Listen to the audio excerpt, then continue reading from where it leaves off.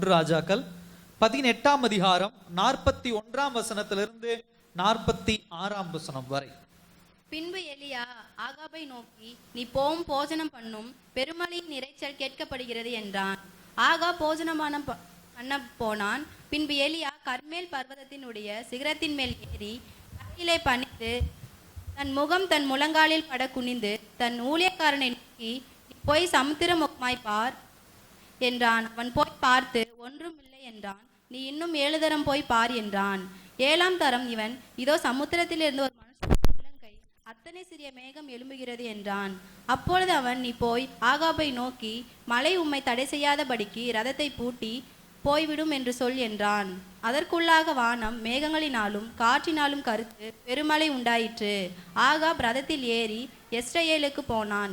கர்த்தருடைய கை எலியாவின் மேல் இருந்ததினால் அவன் தன் அறையை கட்டிக்கொண்டு எஸ்ரயேலுக்கு வருமட்டாக ஆகாபுக்கு முன் ஓடினான். கண்களை மூடி தேவன் நோக்கி பார்க்கலாம். அன்பின் பரலோக பிதாவே, அருமையான நாளுக்காக நன்றி ஆண்டவரே. ஆவியானவர் எங்களோடு பேசுங்க, இந்த வசனம் எங்களோடு இடைபெடட்டும், வழி நடத்துங்க. இயேசுவின் நாமத்தில் ஜெபிக்கிறோம் நல்ல பிதாவே, ஆமென். ஹல்லேலூயா. இன்றைக்கு நமக்கு உண்டான தலைப்பு என்ன அப்படின்னு சொன்னா, அடுத்த ஸ்லைட் போடுங்க. ஜெப வாழ்க்கையின் ஆசீர்வாதங்கள். ஹல்லேலூயா. அதாவது அற்புதமாகட்டும், ஆசீர்வாதங்கள் ஆகட்டும், அதனுடைய அடிப்படை என்ன, அதனுடைய அடித்தளம் என்ன அப்படின்னா ஜெபம். ஜெபம் இல்லாம, தயவு செய்து புரிந்து கொள்ளுங்க, கர்த்தருடைய பிள்ளைகள் தெளிவா தெரிஞ்சு கொள்ள வேண்டிய விஷயம், ஜெபம் இல்லைன்னா கண்டிப்பா அற்புதம் நடக்காது. ஜெபம் இல்லைன்னா கண்டிப்பா ஆசீர்வாதம் நடக்காது.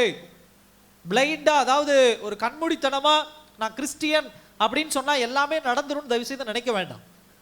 நான் ஒன்றும் உங்களை காயப்படுத்தணும், கஷ்டப்படுத்தணும் நான் பேசல. பைபிள் ஆழமான சத்தியத்தை தான் உங்களிடத்தில் நான் கொண்டு வரேன். ஜெபம் தான் எல்லாவற்றிற்கும் அடிப்படை ஆதாரமாக என்ன பண்ணுகிறது இருக்கிறது. நல்லா கவனிங்க, எல்லா விஷயத்தையும் சுலபமாக நீங்கள் செய்துவிட முடியும். ஆனா ஜெபத்திற்கு தான் ஒரு தேவ பிள்ளை எப்பொழுதுமே ஸ்ட்ரகிள் ஆகும். ஸ்ட்ரகிள் ஆவானா கடினப்படுவோம். காணிக்க கொடுக்கறது கூட நம்ம கொடுத்துருவோம். அதை செய்யுங்க இதை செய்யுங்கன்னா செஞ்சுருவோம். இங்கிருந்து 100 கிலோமீட்டர் வண்டியில வாங்கினா வந்துருவோம். இதை பண்ணுங்க அதை பண்ணுங்கன்னா பண்ணிடுவோம். ஆனா இந்த ஜெபம் உட்கார்ந்து பண்ண சொன்னா அதுக்கு மட்டும் உடம்பு வளையவே வளையாது. மைண்ட் அதுக்கு ஒத்துழைக்காது. நல்லா கவனிச்சு பாருங்க. எல்லா விஷயத்துக்கும் நம்ம தயாரா இருப்போம். ஆண்டவருடைய பேர்ல என்னென்ன செய்யணும்னு விருப்பப்படுறோமோ அது எல்லா விஷயத்துக்கும் நம்ம தயாரா இருப்போம்.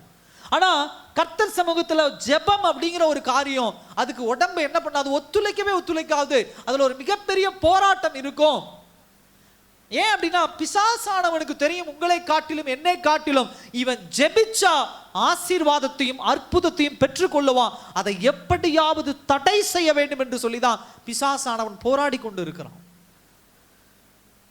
21 நாள் உபவாச ஜெபத்துல நீங்க கலந்துட்டீங்கன்னா உங்க குடும்பம் ஆசீர்வாதம் பெற்றோம். நம்ம ஆசீர்வாதம் வந்ததுக்கு அப்புறம் போய் தடுத்துட்டு இருக்க வேண்டாம். இந்த ஜெபத்தை தடுத்துட்டா போதும், அவங்க குடும்பம் நல்லா இல்லாம போயிடும், ஆசீர்வாதம் இல்லாம போயிடும். அப்படிங்கிறதுல பிசாசு ரொம்ப கான்சியஸா என்ன பண்றான் இருக்கிறான். இன்னைக்கு எலியாவுடைய வாழ்க்கை நமக்கு கற்றுத்தரக்கூடிய பாடம் அதுதான். எலியாவினுடைய ஊழியத்திலே நடக்காத அற்புதங்கள் கிடையாது. முதலாக மரித்து போன ஒருவனை உயிரோடு கொண்டு வருகிற எலியாவை நம்ம பார்க்க முடியுது. யாக்கோபு அவருடைய புத்தகத்தில் அழகா என்ன பண்ணியிருக்கிறார், எலியாவினுடைய ஜெபத்தை குறித்து என்ன பண்ணியிருக்கிறார், மென்ஷன் பண்ணியிருக்கிறார். இதே அதிகாரத்தில் பாருங்க, ஒரு விதவையின் மகன் மரித்து போகிறான். முதலாக ரிசரக்ஷன், உயிர்த்தெழுதல் எலியாவின் மூலம் தான் நடக்குது. அதே போல பாருங்க, கர்த்தரை நோக்கி ஜெபம் பண்ணினா வானத்திலிருந்து நெருப்பு என்ன பண்ணுச்சு, அங்க ஒரு மிகப்பெரிய ஒரு சுட்டரிப்பை, ஒரு பலியை என்ன பண்ணார் ஆண்டவர் அங்க நடத்தி தன் மெய்யான தெய்வம் என்பதை என்ன பண்ணுவதை காண்பித்து கொடுத்ததை நம்ம பார்க்க முடியுது. அதே போல இந்த இன்சிடென்ட் பாருங்க, 3 வருஷம் மழை கிடையாது. ஜெபம் பண்ண உடனே மழை வருவதை நாம் என்ன பண்ண முடியுது, நம்ம பார்க்க முடியுது. சோ ஜெபம் தான் ஒரு மனிதனுடைய வாழ்க்கையில மிகப்பெரிய ஒரு அசைவை கொண்டு வருகிற ஒரு காரியம். இயேசு கிறிஸ்து இந்த பூமியில வந்தாரு. 33 வருஷம் அவர் வாழ்ந்தார். 30 வருஷத்துடைய ஸ்டோரி எப்படியோ தெரியல நமக்கு. ஆனா அவருடைய 3 வருஷ காலத்தை நீங்க நல்லா அலசி ஆராய்ந்து பாருங்க, ஜெபம் எவ்வளவு முக்கியம் அப்படின்னு சொல்லி. அவர் பிதாவோடு உரையாட பயன்படுத்துகிற ஒரே ஒரு காரியம் ஜெபம். தியானம் பண்ணினார், படுத்துக்கிட்டே பேசினார், நின்னுக்கிட்டே பேசினார், வண்டியிலே போகும்போது பேசினார், கழுதையிலே போகும்போது பேசினார். இல்ல, ஜெபம்ங்கிற வார்த்தை அழகா மென்ஷன் பண்ணிருக்கு. லூக்கா 4ஆம் அதிகாரத்துல பார்க்கிறோம், 40 நாட்கள் வனாந்தரத்துல என்ன பண்ணார் ஆண்டவர்? ஜெபம் பண்ணினார். சும்மா உட்கார்ந்துட்டு இருந்தாரு, சும்மா பார்த்துக்கிட்டு இருந்தாரு, சும்மா சிரிச்சுக்கிட்டு இருந்தார் இல்ல, ஜெபம் பண்ணினார். அந்த 40 நாள் உபவாசம் பண்ணி ஜெபித்து வெளியே வந்ததுக்கு அப்புறம் தான் அவருடைய ஊழியத்திலே நடந்த அற்புதங்களையும் அதிசயங்களையும் மேன்மையான காரியங்களை பார்க்க முடியுது. ஒருவர் கூட எடுத்து வாசிங்க, லூக்கா 4ஆம் அதிகாரம் 14ஆம் வசனத்தை வாசிங்க.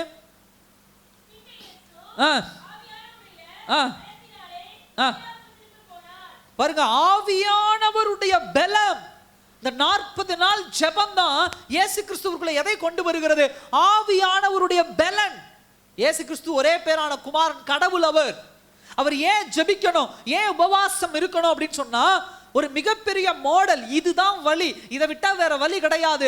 இந்த உலகத்திற்கு ஆவியானவருடைய பலனை பெற்றுக்கொள்ள, தேவ சத்தத்தை கேட்க, தேவனுடைய ஆசீர்வாதங்களையும் அற்புதங்களையும் பெற்றுக்கொள்ள ஒரே ஒரு வழி ஜெபம் மாத்திரம்தான் அப்படிங்கிறத கற்றுக் கொடுக்க தான் கர்த்தர் இயேசு கிறிஸ்து இந்த உலகத்துல வந்து அப்படிப்பட்ட ஒரு எக்ஸாம்பிளான மாடலான ஒரு வாழ்க்கை என்ன பண்ணார், இது பண்ணார்.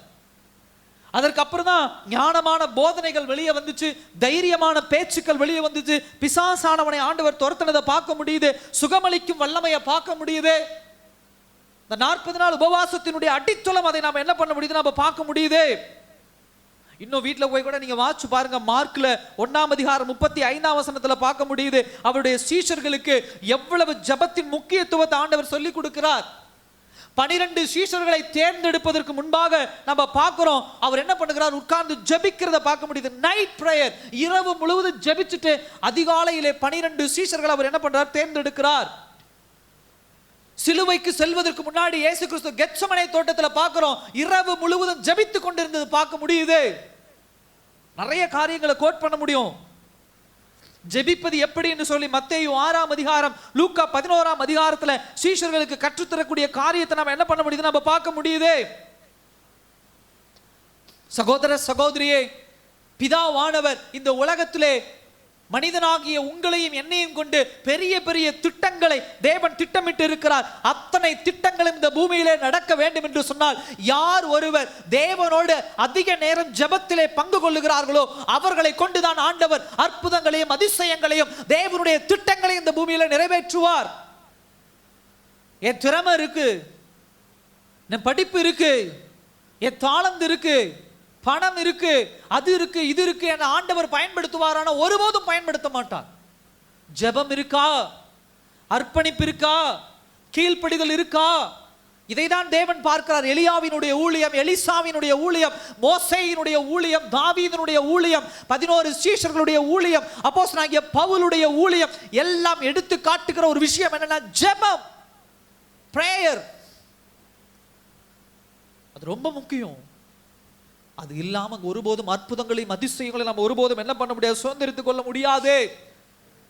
ஒரு 5 தலைப்புகளை இந்த வசனத்தினுடைய அடிப்படையில் இன்னைக்கு தியானிக்க போகிறோம். முதலாவது, வல்லமையான ஜெப வாழ்க்கையானது விசுவாசத்தில் வேரூன்றி உள்ளது.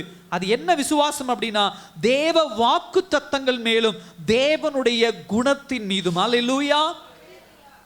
3 வருஷம் மழை கிடையாது. இந்த ஸ்டோரி என்ன ஸ்டோரி அப்படின்னு சொல்லி நீங்க வீட்டில் போய் தியானித்துக் கொள்ளுங்க. எலியாங்கிற ஒரு மிகப்பெரிய ஒரு தீர்க்கதரிசி, ஆகாப்புங்கிற ஒரு ராஜா, அவன் எசபேல் அப்படின்னு சொல்லக்கூடிய ஒரு வெளிநாட்டு பெண்ணை திருமணம் செய்து கொள்ளுகிறான். வெளிநாட்டு பெண்ணை திருமணம் செய்து கொண்டதுனால என்ன நடக்குது, அந்த மகள் அவளுடைய தேசத்திலே வணங்கப்படுகிற கடவுள்களை எல்லாம் இஸ்ரவேல் தேசத்துக்குள்ள கொண்டு வந்துடுறாங்க. இப்ப இஸ்ரவேல் தேசத்திற்குள்ள யெகோவா தெய்வத்தை வணங்குவதை காட்டிலும் பாகாலை வணங்குகிற கூட்டம் அதிகமாகி கொண்டே இருக்கிறது. அப்படிப்பட்ட நேரத்திலே கர்த்தரால் எழுப்பப்பட்ட ஒரு தீர்க்கதரிசி தான் இந்த எலியாங்கிற ஒரு தீர்க்கதரிசி. எலியாங்கிற தீர்க்கதரிசி பல இடங்களிலே தேவன் யார் என்பதும் அவருடைய வல்லமை என்ன என்பதையும் அவர் நிரூபிக்கிறதை நம்ம பார்க்க முடியுது. அப்படிப்பட்ட நேரத்தில் தேவனுடைய வார்த்தைக்கு இஸ்ரவேல் தேசம் கீழ்ப்படியாமல் போனதுனால 3.5 வருஷங்கள் மழை கிடையாது. மழை இல்லைனாவே பஞ்சம் தலைக்கு மேல என்ன பண்ணிருச்சு, இஸ்ரவேல் தேசத்துல விரிச்சு ஆடுது, சாப்பாடே கிடையாது, பசி பட்டினி. கவனிச்சு பாருங்க, 3.5 வருஷம் ஒரு பொட்டு மழை கிடையாது. இப்படிப்பட்ட நேரத்துல தான் ஆகாப் யாரை தேடி வருகிறார், எலியாவை தேடி வருவதை பார்க்க முடியுது. எலியாவை தேடி வரும் பொழுது இந்த விக்கிரக ஆராதனை குறித்து பேசிட்டு சொல்றாரு, மழை வரப்போகுது அப்படிங்கிற ஒரு தீர்க்க தரிசனத்தை சொல்றதை நம்ம என்ன பண்ண முடியுது, நம்ம பார்க்க முடியுது. அப்ப கவனித்து பாருங்க, எலியாங்கிற தீர்க்கதரிசி தைரியமாக சொல்றார் மழை வரப்போகிறது என்று சொல்வதை நாம என்ன பண்ண முடியுது, நம்ம பார்க்க முடியுது. 41ஆம் வசனத்துல பார்க்க முடியுது. பின்பு எலியா ஆகாபை நோக்கி, நீ போம், போஜனம் பண்ணும், பெருமழையின் இரைச்சல் என்ன பண்ண போகிறது, கேட்க போகிறது. எவ்வளவு பெரிய விசுவாசம் பாருங்க. ஒரு ராஜா வந்து நிக்கிறான், ஒரு தீர்க்கதரிசி சொல்றார், நீ போப்பா, நீ போய் சாப்பிடு, பெருமழையின் இரைச்சல் என்ன பண்ண போகிறது, கேட்க போகிறது. அல்லேலூயா. இதுதான் விசுவாசம். நீ போய் சாப்பிடு அப்படிங்கிற வார்த்தை எதை குறிக்கக்கூடிய ஒரு விஷயம்? ஒரு பிரச்சனை வந்தா நம்ம முதல்ல என்ன பண்ண மாட்டோம்? எல்லாரும் சொல்லுங்க, என்ன பண்ண மாட்டோம்? அதெல்லாம் இல்லை பாஸ்டர், போட்டு அடிச்சிருவேன் அப்படியே சொல்லுவோம். ஒரு சில பேர் அப்படி இருக்கலாம். சில பேருக்கு சாப்பாடுங்கிற ஒரு விஷயத்தில் அப்படிதான். சந்தோஷமா இருந்தால் நிறைய சாப்பிடுவோம், கஷ்டமா இருந்தால் குறைவா சாப்பிடுவோம். இன்னும் பலவீனப்படும் பொழுது, இன்னும் கவலைகள் அதிகமாக இருந்தால் சாப்பாடு உள்ள போகாது. சில பேர் உடல் வியாதியினால, உடல் பலவீனத்தினால, இல்லை வேலைக்கு போகணுங்கிற ஒரு கஷ்டத்தால அப்படி மென்னு முழுங்கிறது உண்டு. ஆனா சாப்பாடு சந்தோஷமா ருசிச்சு சாப்பிட்றது கிடையாது. இப்ப இந்த இடத்துல எலியா சொல்றாரு, நீ போப்பா, கவலைப்படாத, நீ கவலையோடு வந்திருக்கலாம், சந்தோஷத்தோடு போ. ஏன் சந்தோஷத்தோடு போன்னு நான் சொல்றேன் அப்படின்னு சொன்னா, பெருமழையினுடைய இரைச்சல் என்ன பண்ண போகிறது, கேட்க போகிறது. ஆனா வெளியே பார்த்தா எப்படிப்பட்டதாக இருக்குது, மழைக்குண்டான எந்த அறிகுறியும் என்ன கொண்டுதாங்க இல்ல. நல்லா கவனிங்க, இந்த இடத்துல எலியா சொல்ற ஒரு விஷயம் எப்பேற்பட்ட ஒரு விஷயம் யோசிச்சு பாருங்க. நீ போப்பா, யாராவது ஒருத்தர் வந்து 5000 காசு கொடுப்பாரு அப்படி சொல்றானா? நீ போப்பா, வண்டி ஒண்ணு வரும் அப்படி சொல்றானா? நீ போப்பா, 10 ஆடு உன் வீட்டுக்கு வரும் அப்படி சொல்றானா? இல்ல, என்ன சொல்றான்? நீ போ, மழை வரும். நல்லா கவனிங்க, இந்த உலகத்திலே இயற்கையின் மீது அதிகாரம் கொண்டது யாராக மாத்திரம் தான் இருக்க முடியும்? சத்தமா சொல்லுங்க, யாரு? தேவனால மாத்திரம் தான் முடியும். யார் ஒருவனாலும் மழையை கொண்டு வர முடியாது, யார் ஒருவனாலும் ஒரு காற்றை கொண்டு வர முடியாது, யார் ஒருவனாலும் புயலை கொண்டு வர முடியாது, யார் ஒருவனாலும் சூரியனை மறைக்க முடியாது, யார் ஒருவனாலும் இந்த பஞ்ச காலங்கள் வரும்போது நடக்கிற பிரச்சனைகளை மாற்றி அமைக்க முடியாது. இயற்கையின் மீது அதிகாரம் கொண்ட ஒரே ஒருவர் யாருன்னு சொன்னால் கடவுள், தேவன் மாத்திரம்தான். ஆனா எலியா இங்க என்ன சொல்றாரு, அந்த இயற்கையின் மீது தனக்கு அதிகாரம் இருப்பதை போல சொல்றாரு, நீ போ, போஜனம் பண்ணு, பெருமழையின் இரைச்சலை நீ என்ன பண்ண போகிறாய், கேட்க போகிறாய். அல்லேலூயா. எது மேல வேணா ஒருத்தர் தன்னுடைய பலத்தை காட்ட முடியும், இயற்கையின் மீது பலத்தை காட்ட முடியாது. வளர்ந்த நாடுகளை பார்க்கிறோம், அப்படி வளர்ச்சி, இப்படி வளர்ச்சி, இந்த வளர்ச்சி, அந்த வளர்ச்சிங்கிறாங்க. ஒரு புயலுக்கு தேசம் தாங்க மாட்டேங்குது. அல்லேலூயா. பார்க்குறோம், புயல்கள் வருது, காட்டில் நெருப்பு பிடிச்சிட்டா தாங்க முடியல, வெயில் தாங்க முடியல, ஒன்றும் தப்பிக்க முடியல. ஆனா இங்க ஒரு ஜெப வீரனுடைய வாழ்க்கை எதன் மீது அதிகாரம் செலுத்த வைக்கிறது என்று சொன்னால், எப்படிப்பட்ட விசுவாசத்தை கொண்டு வருகிறது என்று சொன்னால், இயற்கையின் மீது கூட ஒரு மிகப்பெரிய விசுவாசத்தை, இயற்கையின் மீது கூட ஒரு அதிகாரத்தை கொண்டு வருவதை நாம் என்ன பண்ண முடியுது, நம்ம பார்க்க முடியுது. ஹல்லேலூயா. எப்படிங்க இப்படிப்பட்ட ஒரு விசுவாசம் எலியாவுக்குள்ள வந்துச்சு அப்படின்னு சொன்னா, முதல் காரியம் என்ன அப்படின்னு சொன்னா, ஒரு மனிதனுக்குள்ள எப்ப இப்படிப்பட்ட விசுவாசம் வரும் அப்படின்னு சொன்னா, தேவ வார்த்தை, தேவ வசனத்தை யார் ஒருவர் படித்து கொண்டே இருக்கிறார்களோ அவர்களுக்குள்ள தேவன் மீது அதீத விசுவாசம் வரும். அல்லேலூயா. அது தெளிவா நம்ம என்ன பண்ண முடியுது, நம்ம பார்க்க முடியுது. பூமி இப்படிப்பட்ட ஒரு பஞ்சமான ஒரு சூழ்நிலை. ஆனா எலியாவினுடைய வாழ்க்கையில் இருக்கக்கூடிய ஒரு விஷயம் என்ன அப்படின்னு சொன்னா, தேவனோடு இருக்கக்கூடிய ரிலேஷன்ஷிப், உறவு. அந்த உறவை நான் எப்படி வரையறுக்கலாம் அப்படின்னு சொன்னா, மோசேயினுடைய அந்த சட்டதிட்டங்களை படிக்கும்போது, உதாரணத்துக்கு உபாகம புத்தகத்துல 11ஆம் அதிகாரம் 16ஆம் வசனம் 17ஆம் வசனத்துல பார்க்கும்போது, யார் ஒருவர் பாவம் செய்து உண்மையாக மனம் திரும்பி தேவன் பக்கம் திரும்பி தன்னை ஒப்பு கொடுக்கிறார்களோ, கர்த்தர் அவர்கள் மீது இருக்கக்கூடிய கான்சிக்வன்ஸ், விளைவுகளை கர்த்தர் என்ன பண்ணுகிறார், எடுத்து போடுகிறார். உண்மையான மனம் திரும்புதல் மாத்திரம்தான். சில பேர் பாவம் செய்யும் போது, பாவத்தை வேத வசனத்தை வைத்து சுட்டி காட்டும் போது கோபம் வந்துருது, தான் செய்யறது சரின்னு நினைக்கிறாங்க. எலியாவுக்கு இருந்த காரியம் கவனிச்சு பாருங்க. பாவம் இருந்தது, 3 வருஷம் மழை கிடையாது. ஆனால் என்றைக்கு இந்த ஆகாப் நான் தப்பு பண்ணிட்டேன்பா, இப்படிப்பட்ட பாகாலை நான் வணங்கிட்டேன் அப்படின்னு சொல்லி மனம் திரும்பி தேவனே அவர் ஒருவரே மெய்யான தெய்வம் என்பதை உணர்ந்து கிட்ட நெருங்கி வராரோ, அப்ப எலியாவுக்குள்ள இருக்கக்கூடிய ஒரு தைரியமான வார்த்தை என்ன தெரியுமா? தேவ வசனம் அவருக்குள்ள இருந்தா சொல்ற, நீ எப்ப மனம் திரும்பினாயோ அப்பொழுதே இந்த பாவத்திற்குண்டான ஒரு கான்சிக்வன்ஸ், விளைவு உன்னிடத்திலிருந்து என்ன பண்ணுகிறது? எடுத்து போடுகிறது. அல்லேலூயா. நீ பாவத்தை செய்து கொண்டே அந்த பாவத்தினுடைய மனம் திரும்புதல் இல்லாம ஒரு தைரியத்தோடு நீ பாவம் செய்யும் போது பாவத்தினுடைய விளைவு இன்னும் மோசமா தான் இருக்குமோ தவிர அதுல இருந்து விடுதலை கிடைக்காது. தேவ வசனத்தினுடைய ஆழத்தை தெரிஞ்சதுனாலதான் எலியா தைரியமா சொல்றாரு, நீ மனம் திரும்பிட்ட, 3 வருஷமா மழை கிடையாது, நீ போய் சாப்பிடு, பெருமழையினுடைய சத்தத்தை நீ என்ன பண்ண போற? கேட்க போற. இன்றைக்கு தேவ பிள்ளைகள் சத்தியத்துல நிலையா நிற்க முடியாததற்கு, எலியாவை போல நிற்க முடியாததற்கு ஒரு மிகப்பெரிய காரணம் என்னன்னா, வேத வசனம் அவர்களுக்குள்ள இல்ல. சத்தியத்தை பகுத்தறிந்து ஆராய்ந்து படிக்கிற ஒரு எண்ணம் இல்ல. எத்தனை பேர் வேதத்தை அவ்வளவு கண்ணுங்கருத்தமா நம்ம வாசிக்கிறோம்? வேத வசனத்துக்கு எவ்வளவு பேர் முக்கியத்துவம் கொடுக்கிறோம்? அதிகாலையிலிருந்து வேத வசனத்தை படிக்கிறது, சாயந்தரம் படிக்கிறது, வேத வசனத்தை பகுத்தறிந்து ஆராய்கிற ஒரு விஷயம் எத்தனை பேரு?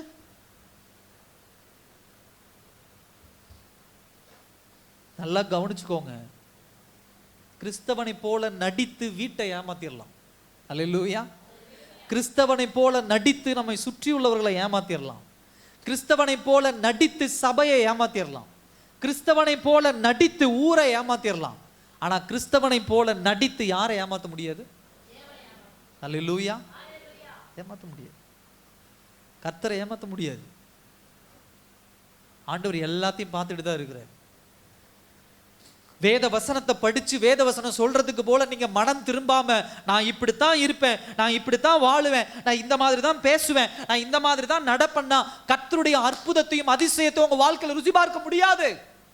பாவத்தினுடைய விளைவுதான் உங்க குடும்பத்தில் இருக்கும், பாவத்தினுடைய விளைவுதான் உங்க தலைமையில் இருக்குமோ தவிர ஆசீர்வாதமும் அற்புதமும் குடும்பத்தில் சுதந்திரிக்க முடியாது.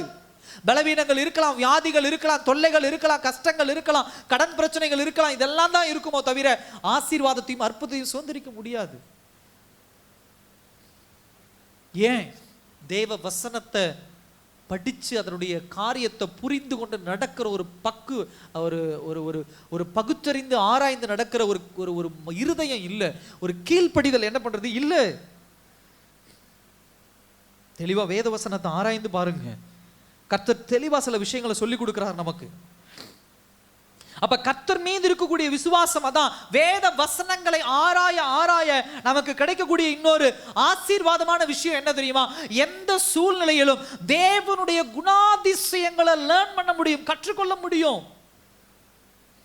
இன்னைக்கு நிறைய பேர் பாவம் செய்யறதுக்கு உண்டான மிகப்பெரிய காரணம் என்ன தெரியுமா? தேவனுடைய குணாதிசயம், கேரக்டர் என்னங்கிறதை நீங்க புரிஞ்சுக்க மாட்டேங்கிறீங்க. கர்த்தருடைய குணநலம் என்ன அப்படிங்கிறது.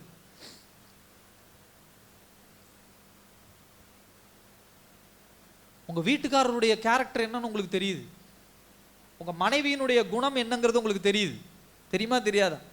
உங்க பிள்ளைகள், என் பிள்ளைக்கு பாருங்க பாஸ்டர், ஒரு முட்டை செய்யறதுல ஒரு 4 முட்டையை ஒரு மனைவி கையில் உதாரணத்துக்கு கொடுக்குறோம் அப்படின்னா அழகா பிரிப்பாங்க. வீட்டுக்காரருக்கு ஆம்லேட் பிடிக்காது, அவருக்கு வேக வச்சு கொடுக்கணும். என் மூத்த பிள்ளைக்கு பார்த்தீங்க அப்படின்னா வெங்காயம் அதிகமாக போட்டு என்ன பண்ணணும்? ஆம்லேட் கொடுக்கணும். இளைய பிள்ளைக்கு பார்த்தீங்க அப்படின்னு சொன்னால் முட்டை பொரியல் மாதிரி என்ன பண்ணணும்? நான் பண்ணி கொடுக்கணும். கடைசி பிள்ளைக்கு பார்த்தீங்கன்னா வெங்காயமே இல்லாமல் நான் ஆம்லேட் போட்டு கொடுக்கும். இதுதான் குணம். இதில் நான் எதையாவது ஆல்டர் பண்ணி நான் கொடுத்துட்டேன்னா என்ன ஆகும்? என்ன ஆகிடும்? எனக்கு முட்டை வேண்டான்னு சண்டை வந்துடுது, அது வேண்டான்னு எனக்கு சண்டை வந்துடுது. அதே போல உங்க வீட்டுக்காரருக்கு என்ன கலர் ட்ரெஸ் பிடிக்கும், என் மனைவிக்கு என்ன கலர் சாரி பிடிக்கும், என் மனைவி கிட்ட எந்த விஷயத்தை பேசினா என் மனைவிக்கு கோபம் வரும், என் கணவர்கிட்ட எந்த விஷயத்தை பேசினா கோபம் வரும், என் பிள்ளைகளுக்கு எது பிடிக்கும் எது பிடிக்காது, எங்க அப்பா அம்மாவுக்கு எது பிடிக்கும் எது பிடிக்காது, இப்படியெல்லாம் தெரிந்துட்டு இந்த உலகத்துல செய்யற நீங்களும் நானும் ஆண்டவருக்கு எது பிடிக்கும் எது பிடிக்காதுன்னு தெரிஞ்சுட்டு செய்யறது இல்லை. எனக்கு எது பிடிக்குமோ நான் அதை செய்வேன். அதை யார் ஏத்துக்கணும்? எனக்கு என்ன பிடிக்குதோ அதை நான் செய்வேன். நினைச்சா ஜெபிப்பேன், அதை ஆண்டவர் ஏத்துக்கணும். நினைச்சா பைபிள் படிப்பேன், அதை ஆண்டவர் ஏத்துக்கணும். நினைச்சா நான் சபைக்கு போவேன், அதை ஆண்டவர் ஏத்துக்கணும். எனக்கு பிடிச்ச காரியத்தை நான் செய்வேன், அதை ஆண்டவர் ஏத்துக்கணும். அதை அவர் ஏத்துக்கிட்டு அவர் என்ன பண்ணணும், எனக்கு அற்புதம் செய்யணும், அவர் எனக்கு அதிசயம் செய்யணும், அவர் எனக்கு என்ன பண்ணணும், எனக்கு தேவையான காரியங்களை செய்யணும். நீங்க பைபிளை சரியா படிக்கல, கர்த்தருடைய கேரக்டரை படிக்கல, கர்த்தருக்கு என்ன பிடிக்கும் ஏது பிடிக்கும் நீங்க செஞ்சு கொடுத்தாதான், அதன் பிரகாரம் நீங்க செஞ்சாதான் கர்த்தர் உங்களுக்குண்டான அற்புதங்களையும் அதிசயங்களையும் செய்வார். அதுக்கு தான் இவ்வளவு பெரிய புத்தகத்தை ஆண்டவர் இத்தனை வருஷங்களாக 6000 7000 வருடங்களாக காலங்கள் கடந்து கடந்து பல்வேறு பரிணாமங்கள் வளர்ச்சி இருந்தாலும் இந்த வசனங்கள்ல ஒரு எழுத்துப்பிழை இல்லாம கர்த்தர் உங்க கையிலும் என் கையிலும் கொண்டு வந்து கொடுத்திருக்கிறார். அல்லேலூயா. இந்த வேதாகமம் உங்க கையில் இருக்கு தெரியுமா? இந்த வேதாகமத்தை அழித்து போடுவதற்கு எத்தனை பேர்கள் எழுந்தார்கள், எத்தனை பேர்கள் எழுந்து கொண்டு இருக்கிறார்கள், எத்தனை பேர்கள் எழப்போகிறார்கள் தெரியுமா? எத்தனை தடவை இந்த பைபிள் இல்லாம கிழிச்சு போட்டு எரிச்சு போட்டு காணாம பண்ணி ஹிஸ்டரி வரலாறு இருக்கு, வேதாகமத்துடைய வரலாறு எப்படி எப்படி எல்லாம் எழுதப்பட்டு இன்னைக்கு எந்த வடிவத்துல, ஒரு காலத்துல புத்தகம் பேப்பருங்கிற ஒரு வடிவத்தில் இருந்தது, இன்னைக்கு காலத்தினுடைய டிரான்ஸ்ஃபர்மேஷன் பாருங்க, காலத்தினுடைய பரிணாம மாற்றம் பாருங்க. நான் சிறு வயதுல இருக்கும் போது எல்லாமே பைபிள் அப்படின்னா எப்படி இருக்கும், நம்ம வந்த காலகட்டம் ஒரு 20 வருஷத்துக்கு முன்னாடி பைபிள்னா உங்க கையில என் கையில இருக்கக்கூடிய பேப்பர், இப்ப உங்க கையில இருக்குல்ல பேப்பர் வடி. இன்னைக்கு நம்ம காலகட்டத்திலேயே ஒரு டிரான்ஸ்ஃபர்மேஷன், ஒரு மாற்றம் நடந்திருக்குது. என்ன மாற்றம் நடந்திருக்குது?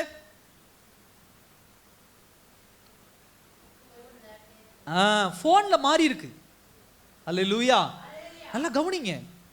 20 வருஷத்துக்கு முன்னாடி நீங்க பைபிள் வாங்கி படிச்சவங்களா இருந்தா யோசிச்சிருக்க, அன்னைக்கு போன்ல பைபிள் கிடையாது, அப்படிப்பட்ட போன் வரல. இப்படிதான் ஒவ்வொரு காலத்திலும் முதலாவது கற்கள் எழுதப்பட்டது, அதுக்கப்புறம் ஓலைச்சுவடிகள் எழுதப்பட்டது, மிருகத்தினுடைய தோள்கள் எழுதப்பட்டது, அப்புறம் ஓலைச்சுவடிகள் எழுதப்பட்டது, அப்புறம் பேப்பர்னு ஒரு சின்ன காரியம் வந்து அதுல எழுதப்பட்டது. எது இதுல வித்தியாசமா இருக்கு. பெங்களூர் பட்டணத்துல ஒரு மிகப்பெரிய மியூசியம் இருக்கு, இந்த வேதாகமம் எப்படி வந்துச்சு அப்படின்னு சொல்லி. அதுல போய் நீங்க பார்க்கணும். பெங்களூர் பட்டணத்துக்கு நீங்க போறீங்க அப்படின்னா தயவு செய்து அதை போய் பாருங்க. லோகோஸ் அப்படின்னு சொல்லி அதனுடைய இது ஒரு மிகப்பெரிய கட்டடத்துல வச்சிருக்காங்க. ஸோ ஒரு டிரான்ஸ்ஃபர்மேஷன் மாறி மாறி மாறி இன்றைக்கு இருக்கக்கூடிய காலகட்டத்திற்கு எப்படி தேவையோ அப்படி வேதாகமம் என்ன பண்ணி கொண்டு இருக்கிறது, மாறிக்கொண்டே இருக்கிறது. இதை கர்த்தர் அப்படி டிரான்ஸ்ஃபர் பண்ணி கொண்டு போயிட்டே இருக்கிறாரு. இதை யாராலும் அழித்து போட முடியாது. ஏன் அப்படின்னா தேவனுடைய கடவுளுடைய குணாதிசயங்கள் எதுல இருக்கு? இந்த வேதாகமத்தில் இருக்கு. அல்லேலூயா. அவருக்கு எது பிடிக்கும், அவருக்கு எது பிடிக்காது, அவர் எதை செய்ய விரும்புகிறார், எதை செய்யக்கூடாது அப்படிங்கிறத தெளிவா என்ன பண்ணிருக்கான்னு எழுதி வைத்திருக்கிறார். இதை படிக்கும் பொழுதுதான் கர்த்தர் மீது இருக்கக்கூடிய விசுவாசம் என்ன பண்ணும், அதிகரிக்கும். முதல் காரியம் அது. இரண்டாவது, விசுவாசம் என்பது உங்களுடைய என்னுடைய தனிப்பட்ட முயற்சி என்பதை தாண்டி தேவனிடத்திலிருந்து கிடைக்கக்கூடிய ஒரு கிரேஸ், ஒரு கிஃப்ட், அது ஒரு கிருபை, அது ஒரு பரிசு. அது எதற்குண்டான பரிசு அப்படின்னு சொன்னா, நீங்கள் ஜெபிக்க ஜெபிக்க கர்த்தர் உங்களுக்கு கொடுக்கக்கூடிய ஒரு பரிசு. அல்லேலூயா. 100 மீட்டர் ஓட்டப்பந்தயத்தில் ஓடுனீங்கன்னா ஒரு பரிசு கொடுக்குற மாதிரி 1 மணி நேரம் ஜெபிச்சிங்கன்னா விசுவாசங்கிற ஒரு பரிசு ஆண்டவர் கொடுக்குறார். 1 வருஷம் ஜெபிச்சிங்கன்னா அதே விசுவாசத்தில் ஒரு ஹையர் லெவல், ஒரு மேன்மையான இடத்தை ஆண்டவர் கொடுக்கிறார். அதே 2 வருஷம் ஜெபிங்க, மேன்மையான இடத்தை ஆண்டவர் கொடுக்கிறார். இது தேவனுடைய கிருபை, நீங்களும் நானும் சுதந்திரிக்க முடியாது. ஒருவர் எடுத்து வாசிங்க, எபேசியர் 2ஆம் அதிகாரம் 8ஆம் வசனத்தை வாசிங்க. எபேசியர் 2ஆம் அதிகாரம் 8ஆம் வசனத்தை வாசிங்க.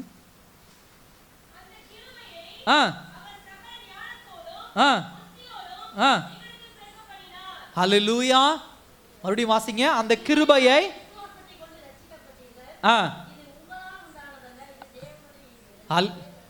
எபேசியர் 2:8 வாசிங்க. கிருபையினாலே விசுவாசத்தை கொண்டு ரட்சிக்கப்பட்டீர்கள், இது உங்களால் உண்டானதல்ல. ஹல்லேலூயா. இது தேவனுடைய பரிசு. விசுவாசம் என்பது தேவனுடைய பரிசு. யாரெல்லாம் ஆண்டவரிடத்துல ஜெபிக்கிறாங்களோ அவர்களுக்குள்ளதான் விசுவாசம் வளரும், கர்த்தர் மீது நம்பிக்கை உள்ளவர்களா இருப்பாங்க. ஜெபம் இல்லாதவர்கள் எல்லா விஷயத்தையும் சந்தேகத்தோட பார்த்துக்கிட்டு இருப்பாங்க, கேள்வி கேட்டுட்டே உட்கார்ந்து இருப்பாங்க. இது சரியா, அது சரியா, இது ரைட்டா, அது ரைட்டா, இது இப்படியா, அது இப்படியா.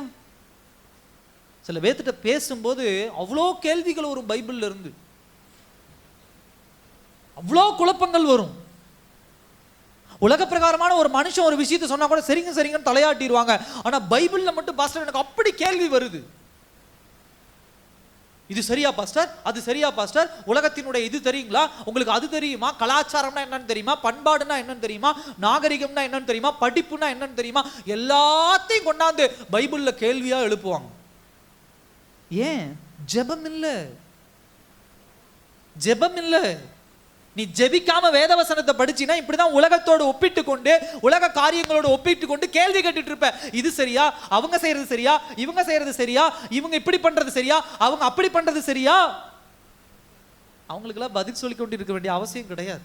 அல்லேலூயா. நீங்க கர்த்தர் மேல் கொண்டிருக்கிற விசுவாசம், நீங்கள் கர்த்தர் மீது கொண்டிருக்கக்கூடிய நம்பிக்கைக்கு உலகத்தில் இருந்து யார் வேணா வந்து கேள்வி எழுப்பலாம். உங்க கணவர் எழுப்பலாம், மனைவி எழுப்பலாம், பிள்ளைகள் எழுப்பலாம், சுற்றி இருக்கிற யார் வேணா கேள்வி எழுப்பலாம். அவங்களுக்கெல்லாம் பதில் சொல்ல முடியாது. ஏன்னா நீ ஜெபிக்கிற பிள்ளை, தேவன் மீது விசுவாசத்துல மேலோங்கி இருக்கிற, உனக்கு கேள்வி வராது. கர்த்தர் சொல்ற விஷயத்தை எல்லாம் கண்மூடிட்டு நீங்களும் நானும் ஓடுவோம். ஜெபிக்காதவங்க வந்து உட்கார்ந்து கேள்வி கேட்டுக்கிட்டு தான் இருப்பாங்க வேதாகமத்தை குறித்து. அவங்களுக்கெல்லாம் பதில் சொல்லிட்டு இருக்காதீங்க, அவங்களுக்கெல்லாம் நீங்க நிரூபிச்சுட்டு இருக்காதீங்க உங்களை. எலியா அப்படி யாருக்கும் நிரூபிச்சுட்டு இல்லை. இந்த விஷயத்தை தெளிவா நம்ம என்ன பண்ணணும், புரிந்து கொள்ளணும். நிறைய வசனங்கள் இதுக்கு பெஸ்ட் எக்ஸாம்பிள் நம்ம பார்க்க முடியுது. என்ன அப்படின்னு சொன்னா, ஒருவர் கூட ஒரு வசனத்தை எடுத்து வாசிங்க. லூக்கா 17 அதிகாரம் 5ஆம் வசனம் வாசிங்க. லூக்கா 17:5.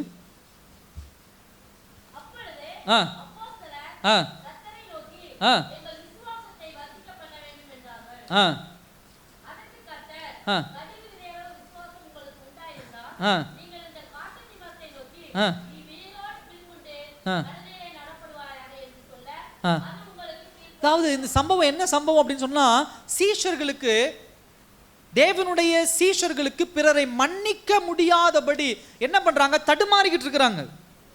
அப்படி மன்னிக்க முடியாதபடி அவங்க ஸ்ட்ரகிள் ஆகிட்டு இருக்கும்போது, பாஸ்டர் எங்களை பேசுறாங்க, எங்களை காயப்படுத்துறாங்க, எங்களை அடிக்கிறாங்க, எங்களை இந்த மாதிரி உபத்திரவப்படுத்துறாங்க, எங்களால் மன்னிக்க முடியலன்னு நீங்க யாரெல்லாம் போராடிட்டு இருக்கிறீங்களோ அவங்கெல்லாம் மாம்சத்துல முயற்சி பண்ணிட்டு இருக்காதீங்க. தேவனிடத்துல ஜெபத்துல கேளுங்க, எங்களுடைய விசுவாசத்தை அதிகரிங்க ஆண்டவரே. அல்லேலூயா. ஆகாபை எப்படி மன்னித்து எலியா ஏற்றுக்கொள்ளுகிற ஒரு மனநிலைமை வந்ததோ, அது என்ன முழுக்க காரணம் என்னவென்று சொன்னால், எலியாவுக்குள்ள இருந்த விசுவாசம். யார் மீது இருந்த விசுவாசம்?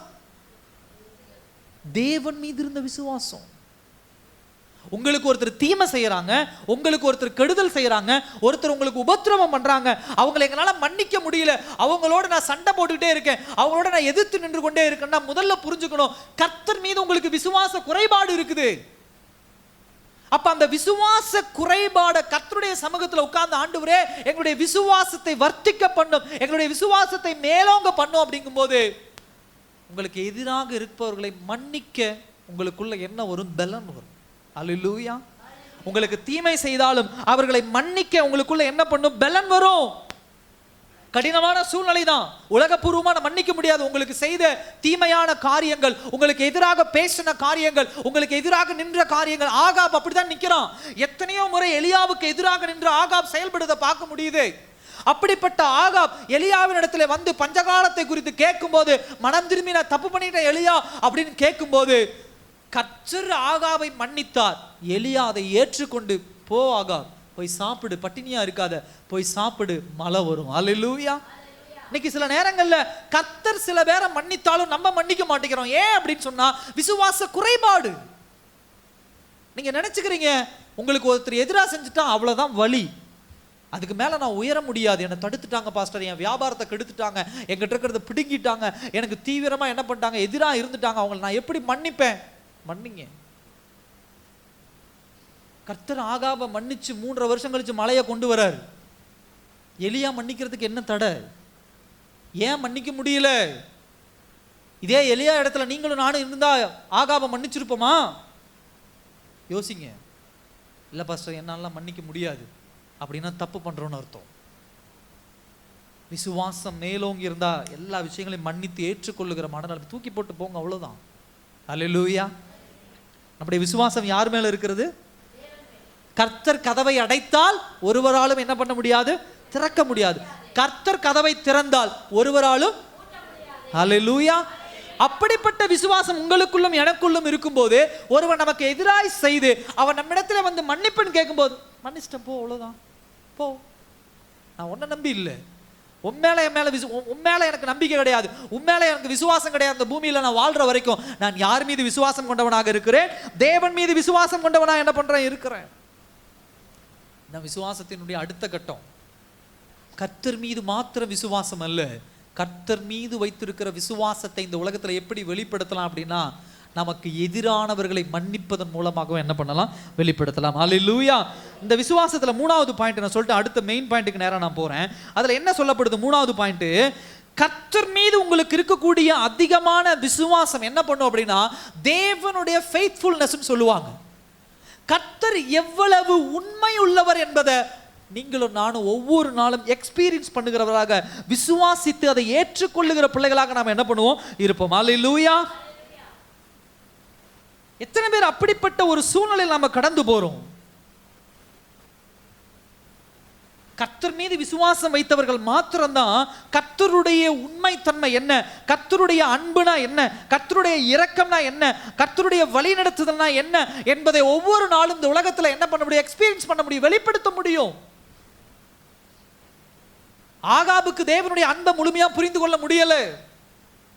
ஆகாபுக்கு முழுமையான அன்பு விசுவாசம் தேவன் மீது இல்லை. ஆனா யாருக்கு இருந்தது? எலியா கிட்ட இருந்தது. அதனாலதான் எலியா விசுவாசத்தோடு சொன்னான், நீ போ ஆகாப், பெருமலையின் சத்தத்தை நீ என்ன பண்ண போற? கேட்க போற. அல்லேலூயா. நீ போ ஆகாப், மழை வரும், நான் உன்னை மன்னிச்சிட்டேன், ஆண்டவரே உன்னை மன்னிச்சிட்டார், நான் எதுக்கு உங்ககிட்ட முரண்டு பிடிக்கிறேன்? எலியா தீர்க்கதரிசியை போல ஒரு வைராக்கியமுள்ள தீர்க்கதரிசியை நீங்க பைபிள்ல என்ன பண்ண முடியாது? தியானிக்க முடியாது. ஒரு புறம் அப்படிதான் எலியாவை அப்படியே ஒரு ஒரு எப்படி சொல்லலாம், ஒரு ஒரு கோபக்கார ஒரு தீர்க்கதரிசி, ஒரு வெகுண்டு எழுகிற ஒரு தீர்க்கதரிசி, அப்படிப்பட்ட ஒரு தீர்க்கதரிசி இந்த எலியா. இது எத்தனையோ யாருக்கு எதிராக எலியா வச்சிருக்கிறான்னா, ஆகாபுக்கு எதிராக வச்சிருக்கிறான். அப்படிப்பட்ட ஆகாப் வந்த உடனே அவனுடைய கோபம், அவனுடைய வைராக்கியம் இது எல்லாத்தையும் என்ன பண்ணிட்டான்? அடக்கிட்டான். அடக்கிட்டு, போப்பா நீ போய் சாப்பிடு, போ, மழை வரும். அல்லேலூயா. இந்த விஷயங்கள் எல்லாம் நம்ம தியானிக்க முடியுது. ரெண்டாவது பாயிண்ட் பார்க்கலாம். என்ன அப்படின்னு சொன்னா, தாழ்மையில் இருந்து வல்லமையான ஜப வாழ்க்கை உருவாகிறது. நமது பலவீனமும் தேவனுடைய தேவையும் எப்ப ஒரு மனுஷன் உணர்றானோ அப்பொழுது அவனுக்குள்ள என்ன பிறக்கும்? தாழ்மை பிறக்கும். அல்லேலூயா. எலியாக்குள்ள இருக்கக்கூடிய அடுத்த கேட்டகரி என்ன அப்படின்னு சொன்னா, இந்த அற்புதம் எல்லாம் எலியாவுடைய வாழ்க்கையில நடக்குது. அதே சமயத்துல வைராக்கியமுள்ள ஒரு மனுஷனாவும் நம்ம எலியா பார்க்கிறோம். அதே சேம் டைம்ல கர்த்தருக்கு முன்னாடி எலியாக்குள்ள இருந்த ஒரு மிகப்பெரிய கேரக்டர் என்ன அப்படின்னா, தாழ்த்துகிறது, தாழ்மை, ஹம்பிள்னஸ், ஹியூமிலிட்டி, என்ன வேணா சொல்லிக்கலாம். அது ஒரு மிகப்பெரிய ஒரு ஒரு வேதாகமம் கற்றுக் கொடுக்கிற ஒரு மிகப்பெரிய பாடம். அது நல்லா கவனிங்க. ஒரு மனுஷனுக்குள்ள எப்ப தாழ்மை வரும் தெரியுமா? அவன் எப்போ தன்னுடைய பலவீனத்தையும் கர்த்தருடைய தேவையும் தான் வாழ்க்கையில உணர்கிறானோ அப்பொழுதுதான் அவன் இந்த உலகத்திலே தன்னை தாழ்த்துகிற மனுஷனா இருப்பான். பெருமை கொண்டவனாக என்ன பண்ண மாட்டான்? ஒருபோதும் என்ன பண்ண மாட்டான்? இருக்க மாட்டான். வேதாகமத்தில் வாசிக்கிற பல கேரக்டர் நம்ம அதுக்கு உதாரணமா சொல்ல முடியும். புதிய ஏற்பாடு புத்தகத்தில் நம்ம வாசிக்கிறோம், நிறைய விஷயங்கள் நம்ம வாசிக்கிறோம். பரிசேயர்கள் பார்க்கிறோம், அவங்களுக்குள்ள இருந்த பெருமை. நாங்க யூத குலத்திலே பிறந்தவர்கள், தேவாலயத்திலே பரிசேயர்களாக இருக்கக்கூடியவங்க, எங்களுக்கு அது தெரியும் இது தெரியும், நாங்க தான் பெரிய ஆள் என்று சொல்லி, பாவிகள் என்று சொல்லி மற்றவர்களை கிண்டல் அடிக்கிற, கேலி செய்கிற ஒரு கூட்டத்தை நம்ம பார்க்க முடியுது. வேதாவசனத்துல பார்க்கிறோம், வரி வசூலிக்கிறவர்களை எவ்வளவு கேவலமா பேசுறதை நம்ம பார்க்க முடியுது. ஆனா அதே சமயத்துல கடவுள் அவர்களை தேர்ந்தெடுத்து பயன்படுத்துறதை நம்ம பார்க்க முடியுது. மத்தேயு வரி வசூலிக்கிறவன், அவனை அவ்வளோ கேவலமா பார்த்தாங்க எல்லாருமே. ஏன்னா வரி வசூலிக்கிறவர்கள் ரொம்ப ஒரு ஒரு ஒரு தாழ்த்தப்பட்டவர்களாக, ஒரு அடிமைத்தனப்பட்டவர்களாக, ஒரு ஒரு ஒரு அசிங்கமானவர்களாக அவங்களை அப்படிதான் பார்ப்பாங்க அவங்களை. இன்னைக்கு நம்ம உலகத்துல இருக்க சில காரியங்கள் அந்த மாதிரி தான்.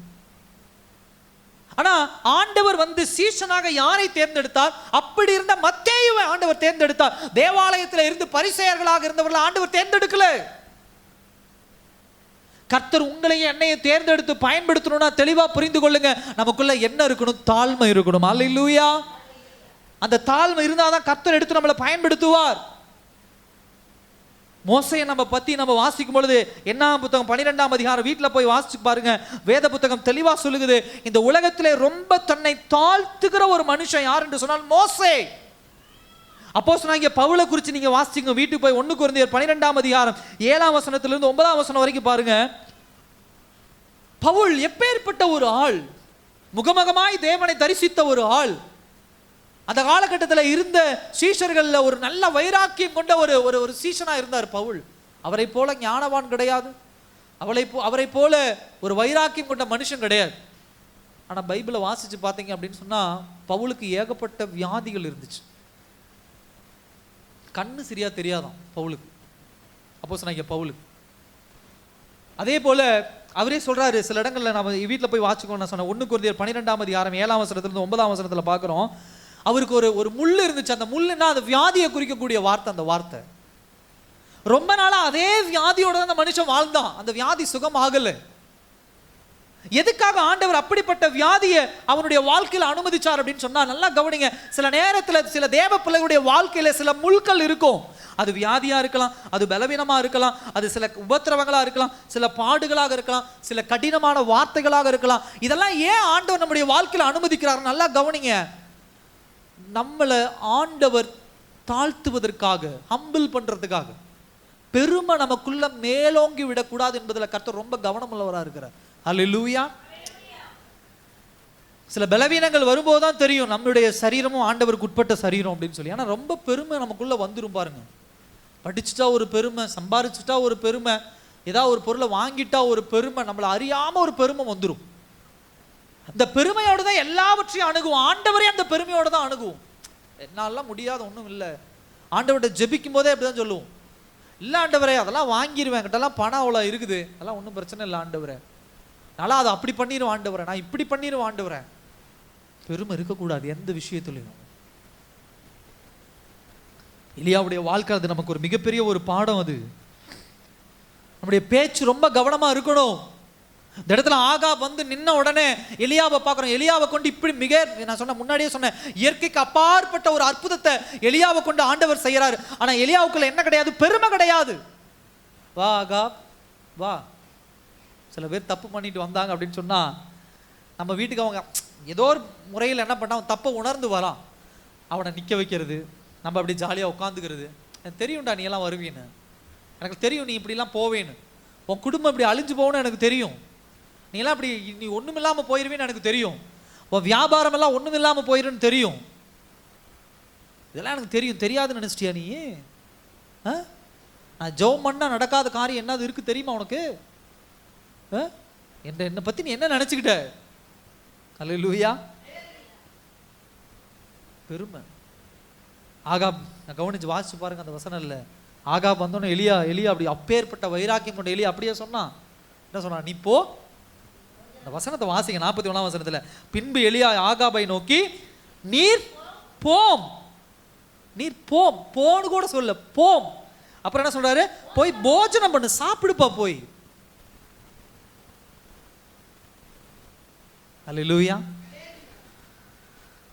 எவ்வளவு ஒரு எதிரியா இருந்த ஒரு ஆளு, ஒரு தீர்க்கதரிசி நினைச்சா என்ன வேணா பண்ணலாங்கிற ஒரு சுச்சுவேஷன் வந்தப்ப அவன் வாசல்ல வந்து நிக்கிறான் அந்த ராஜா. போங்கப்பா போங்க. போம் அப்படிங்கிற ஒரு வார்த்தை ஆங்கிலத்தில் நீங்க வாசிக்கும் போது ஒரு மரியாதையுள்ள ஒரு வார்த்தை. போடா அப்படின்லாம் சொல்லலை. போப்பா கவலைப்படாது போ. அடுத்த ஒரு வார்த்தை, போய் சாப்பிடு போ. சாப்பிடாம இருக்க, நீ அதை குறித்து கவலைப்பட்டு இருக்க, நீ போய் சாப்பிடு போ. எப்பேற்பட்ட தாழ்மை மனப்பான்மை எலியாவுக்குள்ள. அவன ஒரு சைடு பார்க்க போறோம், பிசாசுக்கு எதிராக, பாகாலுக்கு எதிராக, பாகாலின் தீர்க்கதரிசிகளுக்கு எதிராக அப்படி ஒரு வைராக்கியம் கொண்டவனா சொல்றான். ஆனா அதே சமயத்துல 18ஆம் அதிகாரத்துல வாசிக்கிறோம், அப்படி தனக்குள்ள ஒரு தாழ்மை. அவன் மனம் திரும்பி வந்து மன்னிப்பு கேட்ட உடனே போப்பா போய் சாப்பிடு போ, கவலைப்படாத போ. பெருமலையின் சத்தத்தை நீ என்ன பண்ண போற? கேட்க போற. பேச்சுங்கிற ஒரு வசனத்துல ரொம்ப விஷயத்துல ரொம்ப கவனமா இருக்கணும் ஆண்டவருடைய பிள்ளைகள். நீங்க ஆண்டவருக்குள்ள வந்து கொஞ்சம் கொஞ்சமா ஆண்டவர் ஆசீர்வதிக்கும் பொழுது பேச்சுல கவனமா இருங்க. பெருமையை காட்டாதீங்க. கர்த்தர் உங்களை உயர்த்துகிற காரியத்துல பெருமை காட்டாதீங்க. ஒரு வீடு வருதா, ஒரு நிலம் வாங்குறீங்களா, ஒரு வண்டி வாங்குறீங்களா, ஒரு நகை பண்றீங்களா, ஒரு நல்ல காரியத்துக்கு போறீங்களா, ஒரு நல்ல விஷயம் பண்றீங்களா, பெருமை வரத்துக்கு விட்டுறாதீங்க. ஸ்கூல் படிக்கும்போது நல்லா கவனிச்சு பாருங்க, கம்மியான மார்க் வாங்கினவன் என்ன பண்ணுவான்? சில பேருக்கு பள்ளிக்கூடம் போகல, சில பேர் போயிருக்கிறீங்க, சொல்லுங்க, நடக்கிற விஷயத்தை அழகா சொல்லுங்க. கம்மியான மார்க் வாங்கினவங்க என்ன பண்ணுவாங்க? என்ன படிச்சவங்களாம் சொல்லுங்க. காலேஜ் ஸ்கூல் போனவங்களாம், மற்ற அம்மாக்கள் ஐயாக்கள் எல்லாம் விட்டுருங்க பாவம், அவங்களெல்லாம். கம்மியா ஒருத்தர் மார்க் வாங்கியிருக்கிறாங்க, என்ன பண்ணுவாங்க? என்ன பண்ணுவாங்க? அமைதியா இருப்பாங்க. நிறைய மார்க் வாங்கினவன் என்ன பண்ணுவான்? சந்தோஷமா இருப்பான். வேற என்னமா? எல்லாத்திட்டையும் சொல்லுவான். எப்படி சொல்லுவான்? அது வேற விதமா சொல்லுவான். ஒரு விஷயத்த சொல்லுங்க பார்க்கலாம். நக்கலை அதை எப்படி சொல்லுவான்? நான் தான் ஃபர்ஸ்ட் கிளாஸ்ல. வேற உங்ககிட்ட என்ன எதிர்பார்க்குறேன்? இன்னைக்கு சரி இப்படி வரேன். நீங்க படிப்புன்னு பாஸ்டர் இருக்கலாம் ரொம்ப தூரம் அப்படிங்கிறீங்க. நம்மகிட்ட ஒரு பொருள் இருக்குது, இன்னொருத்துக்கிட்ட ஒரு பொருள் இல்லை. இப்போ அவங்க கிட்ட நீங்க பெருமையா பேசுவீங்க. எப்படி பேசுவீங்க? சொல்லுங்க சொல்லுங்க சத்தமா. இலக்காரமா பேசுறது வேற. அந்த பாயிண்ட்டுக்கு வர நல்லா தெரியும் உங்களுக்கு. இப்போ சொன்னோன்னா சொல்லுவீங்க பாருங்க. குத்தி காட்டி பேசுவாங்க. வேற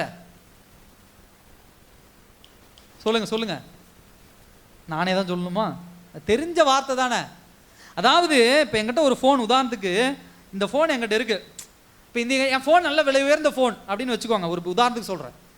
அப்போ இந்த விலை உயர்ந்த ஃபோன் என்கிட்ட இருக்குது அப்படின்னு சொன்னால், இப்போ இந்த தம்பிக்கிட்ட என்னது ஃபோன் இல்லை. இப்போ இந்த தம்பிக்கிட்ட போய் பார்த்தியா எவ்வளோ விலைக்கு ஃபோன் வச்சுருக்கிறேன் அப்படின்னு நான் சொல்ல மாட்டேன். அந்த தம்பிகிட்ட போய் நீ என்ன ரேட்டில் ஃபோன் வச்சுருக்க? ஃபோன் வச்சுருக்கியா? உடனே அவன் கேட்பான், இல்லை நான் வந்து ஒரு 5000 ரூபாய்க்கு ஃபோன் வச்சுருக்கேன், நீங்கள் எவ்வளோ ரேட்டில் வச்சுருக்கீங்க? அப்போ தான் வரும். அவன் கேட்கணும். கேட்டோன் நான் 50,000 ஃபோன் வச்சுருக்கேன் பார்த்தியா. இப்போ இந்த அதிக மார்க் வாங்கினவன் என்ன பண்ணுவான்? அவனே கம்மியான மார்க் வாங்கினா அமைதியாக உட்காந்துருப்பான். 35 தாண்டா எடுத்துருக்குறோம் பார்டர் பாஸ் அப்படின்னு. அவங்ககிட்ட போய் பேப்பர் அப்படி காமிச்சு, நான் பார்த்தியா 100 மார்க் வாங்கியிருக்கிறேன் அப்படி காட்ட மாட்டான். எப்படி காட்டும்? எவ்வளோ மார்க் எடுத்திருக்க? எவ்வளோ எடுத்திருக்க? 35 மார்க் எடுத்திருக்கேன். 35 மார்க் எடுத்திருக்கேன். அவனுக்குள்ள ஒரு கியூரியாசிட்டி வரும். சரி அவன் நம்மகிட்ட கேட்கறான், நீ எவ்வளோ மார்க் எடுத்திருக்க? 95 எடுத்திருக்கேன் தெரியுமா? இப்படிப்பட்ட ஒரு இன்டைரக்டான ஒரு பெருமையை இன்னைக்கு நிறைய பேர் நம்ம வாழ்க்கையில் வச்சிருக்கோம். இப்போ நம்ம வீட்டு சொந்த வீடு இருக்கு அப்படின்னு சொன்னா, அடுத்தவங்களை பார்த்த உடனே உங்களுக்கு சொந்த வீடு இருக்கா? அது எது கேட்குறீங்க? வாங்கி கொடுக்க போறீங்களா? எது கேட்குறீங்க? அவங்க கேட்கணும் திரும்ப. இல்லை இல்லைங்க நாங்களாம் வாடகை வீட்டில் தான் இருக்கோம். உங்களுக்கு சொந்த வீடு இருக்கா? தெரியாத உங்களுக்கு 30 லட்சத்தில் வீடு வாங்கியிருக்கலாம் நான். உங்ககிட்ட வண்டி இருக்கா? உங்க வீட்டில் நகை இருக்கா? உங்க வீட்டில் அது இருக்கா? உங்க வீட்டில் இது இருக்கா? எதுக்காக? உங்ககிட்ட இருக்கிறத என்கிட்ட இருக்கிறத பெருமைப்படுத்தி பேசுறதுக்காக இப்படிப்பட்ட ஒரு டாக்கை நமக்குள்ள பிசாசான விதைச்சு வச்சிருக்கிறான். இந்த பெருமை நமக்குள்ள என்ன பண்ணக்கூடாது? இருக்கக்கூடாது. அல்லேலூயா. நல்லா கவனிச்சு பாருங்க. நம்ம கிட்ட அந்த காரியம் இல்லைன்னு நம்ம கேட்கவே மாட்டோம். ஒரு சில காரியங்கள் நம்ம கிட்ட இருக்காது. அவங்க கிட்ட போய் அது இருக்கான்னு கேட்டு கேட்பீங்களா? உங்ககிட்டே இல்லை. உங்ககிட்டயே உங்ககிட்டயே நகை இல்லை, ஆனா அவங்க கிட்ட போய் உங்ககிட்ட நகை இருக்கா? நெக்லஸ் செஞ்சிருக்கிறியா? அந்த நகை செஞ்சிருக்கியா? இந்த நகை தோடு செஞ்சிருக்கியான்னு கேட்க மாட்டோம். ஏன்னா திருப்பி அவங்க எங்கிட்ட கேட்டுருவாங்கன்னு ஒரு பயம். அப்ப எங்கிட்ட என்ன இருக்கோ அதை தான் நான் என்ன பண்ணுவேன்? போய் கேள்வியா கேட்பேன். ஏன்னா நான் பதில் சொல்லணும்ல. கர்த்தர் ஆசீர்வதிக்கும் போது இந்த மாதிரியான காரியங்கள் எச்சரிக்கையா இருக்கும். அல்லேலூயா. இதெல்லாம் கேட்கவே கூடாது. அடுத்த ஒரு விஷயம், மூணாவது ஒரு காரியம், மன சோர்வுகளின் போதும் ஒரு சக்தி வாய்ந்த ஜெப வாழ்க்கை நிலைத்திருக்கிறது. அல்லேலூயா. ஒரு சக்தி வாய்ந்த ஜெப வாழ்க்கை, ஒரு பவர்ஃபுல்லான ஜெப வாழ்க்கை எப்பேற்பட்ட மன சோர்வுகளின் நேரத்திலும் ஒரு நிலைத்தவனா என்ன பண்றாம இருக்கிறான்.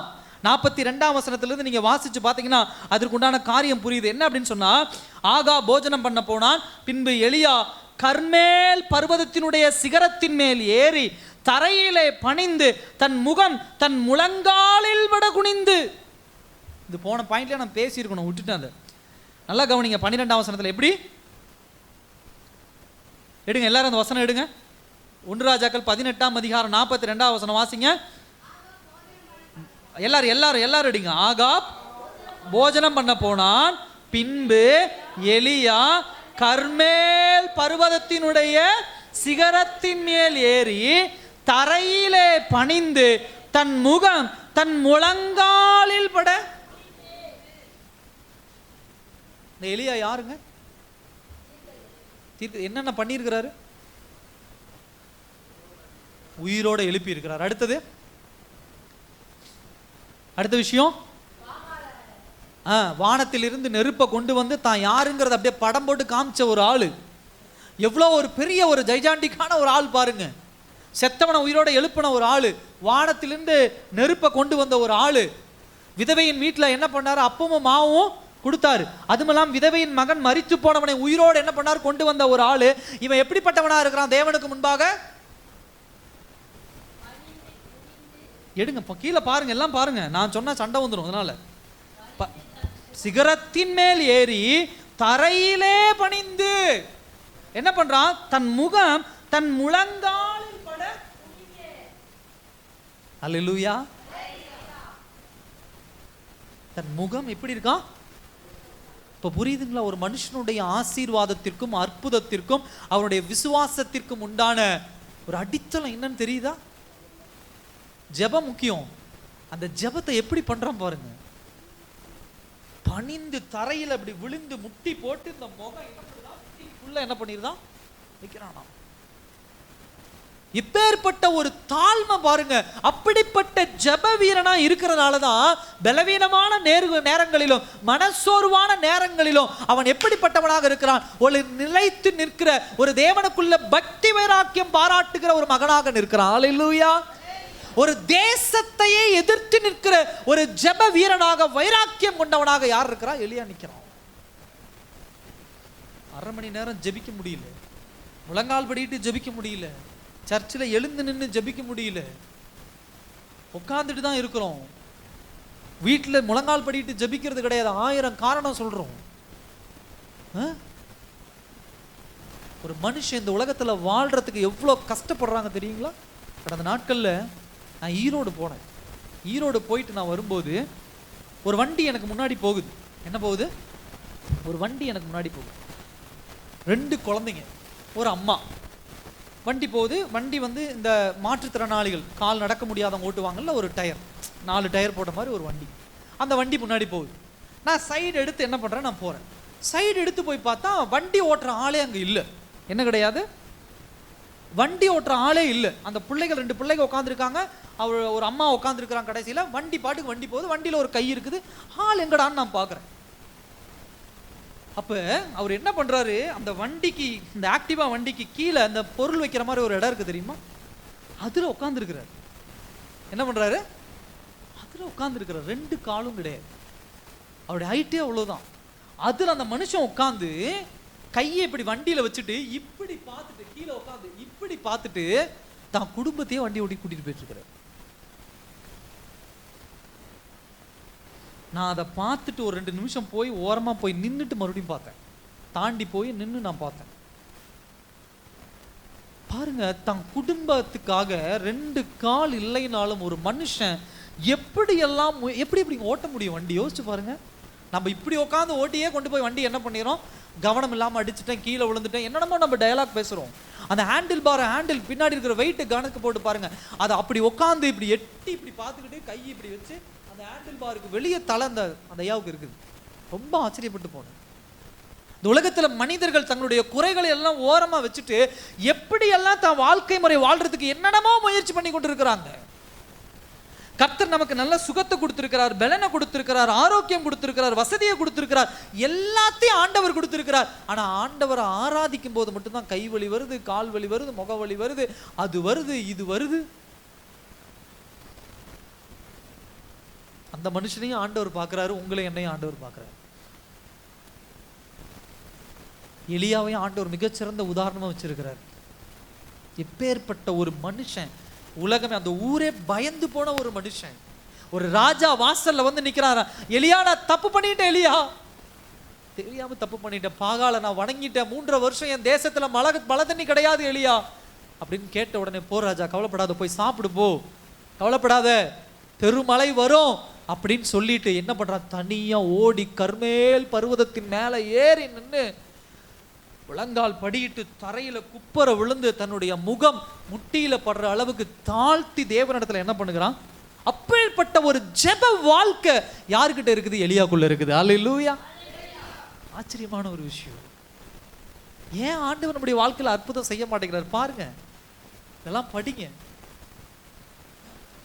இந்த அற்புதம்லாம் படிங்க.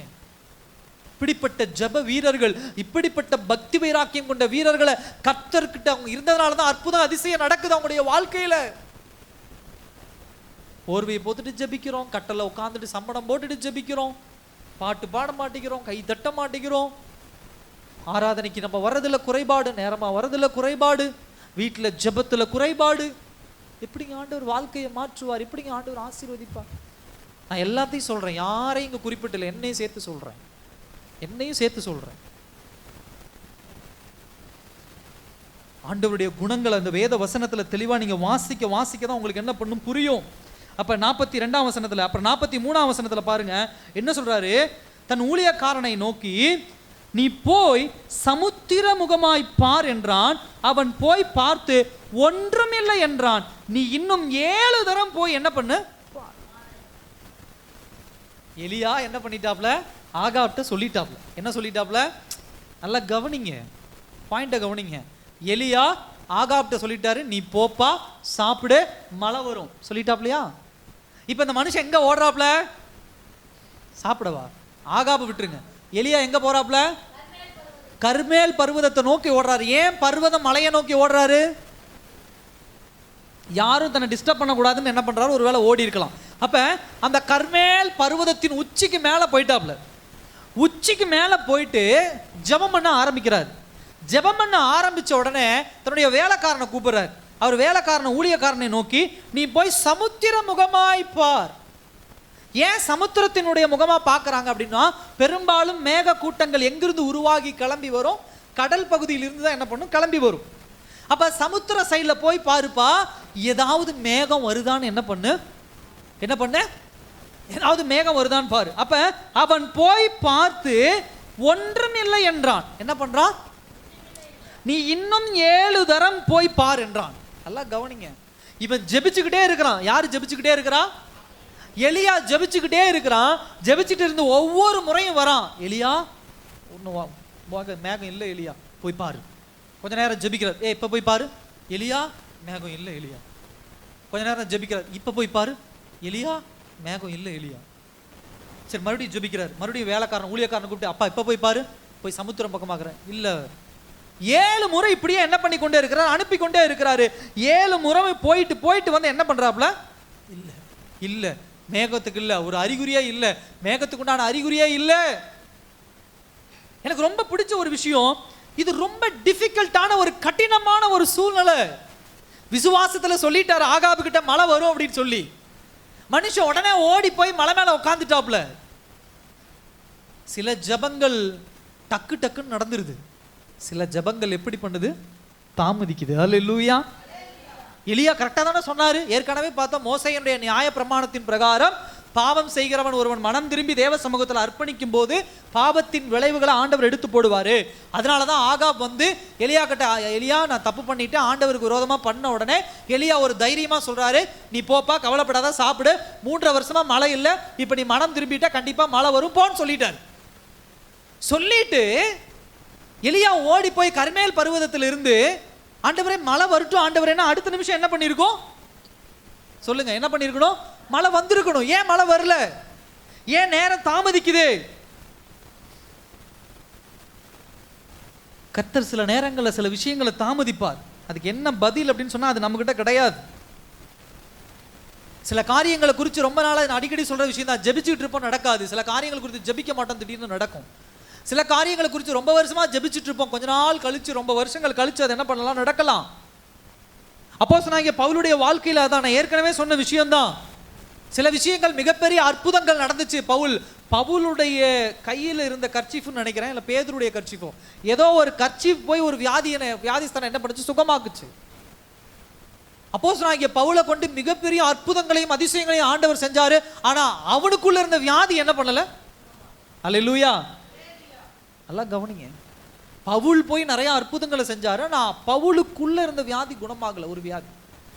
அது ஏன் கர்த்தர் வைத்திருக்கிறார், எதற்காக வைத்திருக்கிறார் என்பதை யாருக்கு மாத்திரம் தான் தெரியும்? ஆண்டவருக்கு மாத்திரம் தான் தெரியும். இந்த இடத்துல எலியா கிட்ட, எலியாவினுடைய ஜெபத்துல இன்னொரு கேரக்டரைசேஷன், இன்னொரு குணாதிசயம் என்ன அப்படின்னு சொன்னா, பர்சிஸ்டன்ட் அப்படின்னு சொல்லுவாங்க. நிலையான ஜெபம். அல்லேலூயா. நிலையான ஜெபம். ஒரு காரியத்தை கர்த்தரிடத்துல கேட்கிறோம் அப்படின்னா நம்ம முயற்சி பண்ணக்கூடாது. கர்த்தர் தாமதிக்கிறார்னா காத்திருக்கணும். ஏன் அப்படின்னு சொன்னா 2 விஷயம். முதலாவது, தேவனுடைய சித்தத்தை அறிந்து கொள்வது, அதே போல தேவனுடைய சித்தத்திற்கு ஏற்ப நம்மளுடைய குணநலன்களை மாற்றிக்கொள்கிற ஒரு விஷயம். ஹல்லேலூயா. ஒரு காரியத்துல என்னுடைய சித்தம் ஆம் என்று இருக்கலாம், என் பிள்ளைகளுடைய சித்தம் ஆம் என்று இருக்கலாம், என்னை சுற்றியுள்ளவர்களுடைய சித்தம் ஆம் என்று இருக்கலாம். ஆனா கர்த்தருடைய சித்தம் அது வேண்டான்னு இருக்கும். அப்ப கர்த்தருடைய சித்தம் வேண்டான்னு இருக்கு அப்படின்னு சொன்னா அதற்கு தகுந்தது போல என்னுடைய கேரக்டரை, என்னுடைய குணநலங்களை நான் என்ன பண்ணணும், மாற்றிக்கொள்ளணும். அதே போல சில விஷயங்களை ஆண்டவர்கிட்ட கேட்கும்போது சில நாட்கள் தடையா இருக்கலாம். நல்லா கவனிங்க, நீங்களும் நானும் 100 ரூபாய் கேட்போம், ரொம்ப வருஷம் தடையா இருக்கும். ஏன் தடையா இருக்குன்னா ஆண்டவர் 100 ரூபாயை காட்டிலும் லட்சக்கணக்கில் கொடுக்க ஆசீர்வாதம் வச்சிருப்பார். அல்லேலூயா. இப்ப கிடைச்சா 100 ரூபா, இன்னும் ஒரு 2 வருஷம் போய் கிடைச்சா லட்சக்கணக்கில். இப்ப கிடைச்சா சின்ன விஷயம், இன்னும் கொஞ்ச நாள் போய் கிடைச்சா பெரிய விஷயம். அதற்கு தகுந்தது போல நம்மளை மோல்டு பண்ணி உருவாக்கி ஆண்டவர் அப்படிப்பட்ட அற்புதத்தை செய்ய வல்லவராக இருக்கிறார். அல்லேலூயா. பாருங்க, 7 தரம் ஊழியக்காரன் பார்த்து வந்து சொல்றான், ஆனா எலியாக்குள்ள என்ன பண்ணவே இல்லை, என்ன அடையல, மனசோர்வு அடையல. அல்லேலூயா. எலியா உங்களை போல என்னை போல ஒரு சாதாரண ஆள் கிடையாது. அந்த தீர்க்கதரிசி எப்பேற்பட்ட தீர்க்கதரிசி, முன்னாடி எல்லாம் வாசிச்சிருக்கிறோம் நம்ம, அப்பேற்பட்ட பலன் கொண்ட தீர்க்கதரிசி வாயை விட்டுட்டாரு மழை வரும்னு சொல்லி. தேவன் மீது இருக்கக்கூடிய நம்பிக்கையில 7 தரம் அனுப்பி பார்க்கறாப்ல, மழை வரல. அதுக்கப்புறம் பாருங்க 18ஆம் வசனம் 44ஆம் வசனம், 7ஆம் தரம் இவன் போய் இதோ சமுத்திரத்திலிருந்து ஒரு மனுஷனுடைய உள்ளங்கை அத்தனை சிறிய மேகம் எழும்புகிறது என்றான். அப்பொழுது அவன், நீ போய் ஆகாபை நோக்கி மழை உம்மை தடை செய்யாதபடி ரதத்தை பூட்டி என்ன பண்ணிரு. அல்லேலூயா. 41ஆம் வசனத்தை வாசிங்க. எல்லாரும் பின்பு எலியா ஆகாபை நோக்கி, நீ போ, போஜனம் பண்ணும், பெருமழையின் இரைச்சல். 41ஆம் வசனத்துல. 44ஆம் வசனத்துல பாருங்க, 7ஆம் தரம் 7 முறை வரல. 7ஆம் தரத்துக்கு அப்புறம் இவன் இதோ சமுத்திரத்தில் இருந்து ஒரு மனுஷனுடைய உள்ளங்கை. எல்லாம் கையை காட்டுங்க, கை எப்படி காட்டு, எல்லாரும் கையை வச்சுங்க, எல்லாரும் கையை எப்படி, எவ்வளோ கை, உள்ளங்கை அளவுனா இந்த அளவு, எவ்வளோ கையை பாருங்க, எல்லாரும் உங்க கையை பாருங்க. நம்ம கை எவ்வளோ, இவ்வளவுதான் மேகம் இருக்குதான். எவ்வளோ மேகம், இவ்வளவுதான் மேகம் வருது. இவர் என்ன டயலாக் விட்டுருக்கிறாரு, எலியா என்ன டயலாக் விட்டுருக்கிறாரு, பெருமழை வரப்போகுதுப்பா, சத்தமே தாங்க முடியாது அப்படின்னு ஒரு டயலாக் வேற. 7 முறை மேகம் இல்லை, 7ஆவது முறை பார்க்கும்போது இவ்வளோண்டு ஒரு மேகம். இதை பார்த்த உடனே என்ன சொல்றான், ஒரு மனுஷனுடைய மேகம் கருது. அவன் என்ன சொல்றான், அப்பொழுது அவன், நீ போய் ஆகாபை நோக்கி மழை உம்மை தடை செய்யாதபடிக்கு ரதத்தை பூட்டி என்ன பண்ணிரு. என்ன சைஸ் மேகம், என்ன டயலாக்கு, மழை வந்துட்டா தடை செஞ்சிடும், நீ இங்கிருந்து உன் வீட்டுக்கு போக முடியாது, ஒழுங்கா இப்பயே ரதத்தை பூட்டிட்டு என்ன பண்ணிரு, கிளம்பிரு. அல்லேலூயா. என்ன ஒரு விசுவாசம் கர்த்தர் மீது, கர்த்தருடைய அற்புதத்தின் மீது உண்டான விசுவாசத்தை பாருங்க எலியாக்குள்ள. இப்படிப்பட்ட நம்பிக்கையும் விசுவாசம் நமக்குள்ள வருமா? என்ன ஆண்டவரே 100 ரூபா தான் சம்பளம், என்ன ஆண்டவரே இவ்வளவு சின்ன காரியம், என்ன ஆண்டவரே இதை தான் கொடுத்துருக்கிறீங்க, என்ன ஆண்டவரே 5 வருஷம் போறேன் வேலைக்கு 100 ரூபா தான் சம்பளம் உயர்ந்திருக்குது, என்ன ஆண்டவரே இன்னும் வாடகை வீட்டில் தான் நான் குடியிருக்கிறேன், என்ன ஆண்டவரே இன்னும் இந்த பிரச்சனை இருக்குது, என்ன ஆண்டவரே இன்னும் இந்த கஷ்டம் இருக்குது. அல்லேலூயா. உள்ளங்கை மேகத்தை கண்ட உடனே எலியா சொல்றாரு, கர்த்தருடைய ஆசீர்வாதம் வரப்போகிறது. அல்லேலூயா. பெருமழை வரப்போகுது, ரதத்தை பூட்டிட்டு என்ன பண்ணிரு, கிளம்பிரு.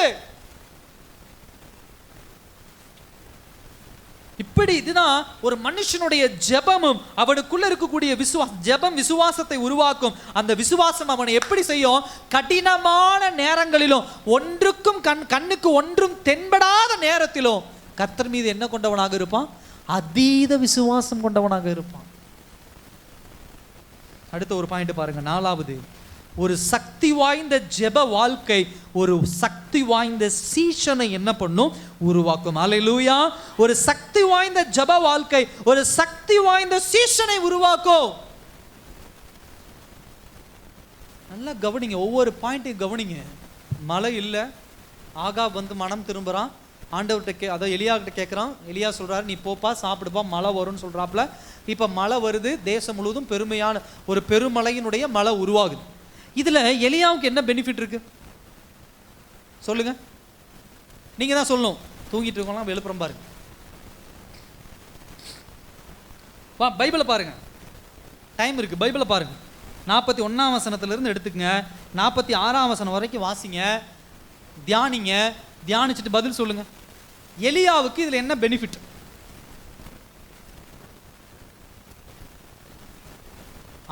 ஆகாபுக்கு மழை வந்துருச்சு, இஸ்ரவேல் தேசத்துக்கு மழை வந்துருச்சு, பஞ்சகாலம் முடியுது, ரைட்டு. எலியா இதுல என்ன பெனிஃபிட் பாருங்க.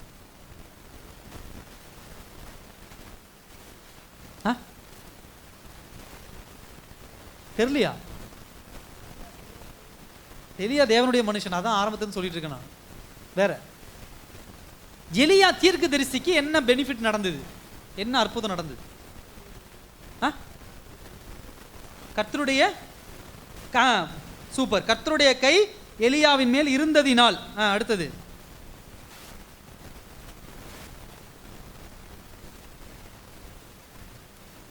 படிங்க படிங்க படிங்க. தெரியல, இப்பதான் இருக்கிறோம் நம்ம. கடைசி 46வது வசனுடைய கடைசி பாயிண்ட் வாசிங்க. 46ஆம் வசனம் கடைசி பாயிண்ட். இஸ்ரேலுக்கு வருமட்டாக ஆகாபுக்கு முன்னோடினான். ஆகாப் எதுல போறான்? முன்னாடி வாசிங்க. ரதம் எதுல? 44ஆம் வசனத்துல, மழை உம்மை தடை செய்யாதபடிக்கு ரதத்தை பூட்டி என்ன பண்ணிரு, போயிடு. 45ஆம் வசனம், அதற்குள்ளாக வான மேகங்களினால் காற்றினாலும் கருத்து பெருமழை உண்டாயிற்று. ஆகாப் ரதத்தில் ஏறி இஸ்ரேலுக்கு போனான். நல்லா கவனிங்க, பெருமழை வந்துருச்சு. இப்ப எலியா கொடுக்குற பாயிண்ட் என்ன? நல்லா கவனிங்க. எலியா கொடுக்குற பாயிண்ட் என்ன அப்படின்னா, எப்பா மழை வந்துடும், மழை வந்துட்டா நீ உன் வீட்டுக்கு போக முடியாது, மழையில மாட்டிக்குவ. அதனால நீ என்ன பண்ணு, ரதத்தை பூட்டி நீ என்ன பண்ணு, இப்பயே கிளம்பு. மழை வரத்துக்கு முன்னாடி இப்பயே நீ கிளம்பிடு. கொஞ்சம் மேகம் பார்த்த உடனே. ரதம் அப்படிங்கிறது எதை குறிக்கக்கூடிய ஒரு விஷயம்?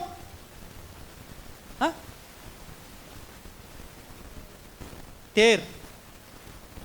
ரதம் அப்படிங்கிறது குதிரைகள். குதிரை கிடையாது, குதிரைகள். நிறைய குதிரைகளை என்ன பண்ணுவாங்க ராஜாக்கள் அந்த காலத்துல.